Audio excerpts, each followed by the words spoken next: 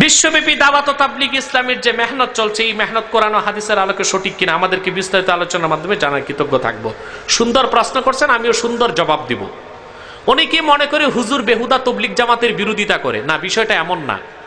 তবলীগ জামাতে আলেমের সংখ্যা কম, সাধারণ জাহেলের সংখ্যা বেশি, যে কারণে তাদের মধ্যে এমন কিছু কাজ আছে যেগুলো কোরআন হাদিসের বিপক্ষে চলে যায়।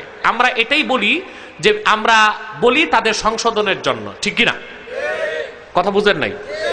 এখন প্রশ্ন হচ্ছে, প্রচলিত তাবলীগ এটা কোরআন হাদিস মোতাবেক না খেলাফ? এটা একটা প্রশ্ন। একটি মাসালা মনে রাখবেন, কোরআন সুন্নাহ মোতাবেক সাহাবায়ে কেরাম যেভাবে তবলীগের কাজ করছেন, সেই তবলীগ এবং তালিমের কাজ সকল আলেমের জন্য ফরজ। সবার জন্য কি বর্তমান যেটা আছে এটা না। সাহাবায়ে কেরাম যে পদ্ধতিতে দাওয়াত ও তাবলীগ ও তালিমের কাজ করছেন সেটা ফরজ। তারই অংশ হিসেবে পীর মাশায়েখগণ সারা দুনিয়া ইসলামের প্রচার করছেন। তারই অংশ হিসেবে আমরা রাত দিন না ঘুমায়া জেগে জেগে আল্লাহর কোরআনের প্রচার করছি। কথা বুঝেন না? এখন প্রচলিত যে তবলীগ, এটার ব্যাপারে আমাদের সিদ্ধান্ত কি? দেখুন, তাবলীগ কাকে বলে এটাকে বুঝতে হবে। বাল্লাগা ইউবাল্লিগু তাবলীগ অর্থ হচ্ছে দিনদার আল্লাহর দিনের দাওয়াত পৌঁছাবে বেদিনের কাছে। কার কাছে? আর দিনদার যদি দিনের দাওয়াত আরেক দিনদারের কাছে পৌঁছায়, ওইটার নাম তালিম। ওটার নাম কি? দুইটা জিনিস, একটা তাবলীগ আর একটা তালিম। একটা তাবলীগ আর একটা তালিম। যদি দিনদার দিনের দাওয়াত পৌঁছায় বেদিনের কাছে, তখন কি হবে? তাবলীগ। তো তাবলীগ করতে হলে একদল দিনদার গৌরীপুর কেন্দ্রীয় মসজিদ থেকে বের হয়ে, কথা বলে না, কেন্দ্রীয় মসজিদ থেকে বের হয়ে মতলব বড় রথ আছে না, সাচার, ওই যে রথ আছে ওই হিন্দুদের আস্তানায় যে যদি দিনের দাওয়াত দেয়, তখন ওইটা হবে তবলীগ।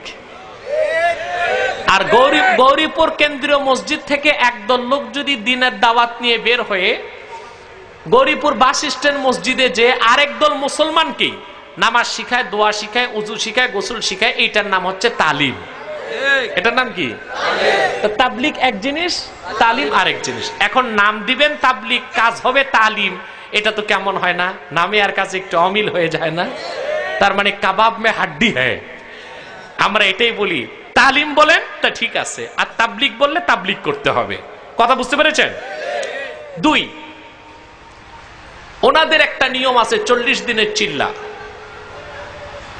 এই যে চিল্লা 40 দিনের, এটা পবিত্র কোরআন সুন্নাহ ইজমা বা 3 যুগে এটার কোনো অস্তিত্ব পাওয়া যায় না। এটাকে খুব বেশি প্রমাণ করলে প্রমাণ করা যায় বেদাতে হাসানা, কি মুস্তাহাব, কি এই চিল্লা 40 দিনের, এটার অস্তিত্ব পাওয়া যায় চিশতিয়া তরিকায়। কোন তরিকায়? চিশতিয়া তরিকার কিছু মাশায়েখগণ চিল্লা আবিষ্কার করছেন, সেটাকে আনা হয়েছে এখন তবলীগ জামাতে। তবে সেই চিল্লা আর এই চিল্লাও এক নাই। কারণ চিশতিয়া তরিকার মাশায়েখগণ চিল্লা দিতেন পাহাড়ে এবং জঙ্গলে, আর এখন চিল্লা দেওয়া হচ্ছে মসজিদে। চিশতিয়া তরিকার চিল্লার মূল উদ্দেশ্য ছিল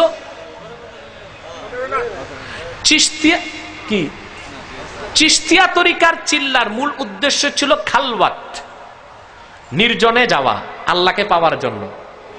আর ওনারা মসজিদে ঢুকে, আরো মানুষের সমাজে বেশি ঢুকে, ওনারা করতেছে জালওয়াত। কি করতেছে? ভিড়। একাকিত্বকে বাদ দিয়ে কি করতেছে? একাকি হচ্ছে তারা, না আরো ভিড়ে ঢুকতেছে। তো চিশতিয়া তরিকার চিল্লা আর এই চিল্লাও এক জিনিস নয়।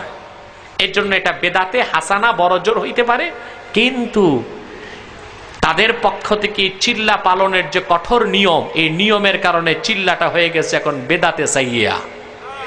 কারণ কি নিয়ম? চিল্লায় যদি কেউ বের হয়, বাপ মারা গেল 40 দিনের আগে আসা যাবে না, আসলেও জানাজা পড়তে পারবে, ঘরে ঢুকতে পারবে না। নতুন বাচ্চা হয়েছে, এসে বাচ্চার মুখ দেখতে পারবে না।